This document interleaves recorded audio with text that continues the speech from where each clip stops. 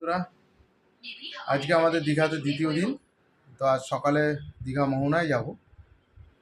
কত রকমের মাছ পাওয়া যায় দেখি, কিছু মাছ দেখে আসি, মাছ নিয়ে আসি। ঠিক আছে, ওকে বাই, চলুন। পমপ্লেট দাদা, পমপ্লেট কত? 650। আর কাঁকড়া কাঁকড়া ওই যে কালো ওই ওই কাঁকড়া কাঁকড়া 600 টাকা। 600 টাকা না? পমপ্লেট 650 টাকা। দিদি ভাই এদিকে আসুন, খালি পমপ্লেটটা দেখবে আসুন।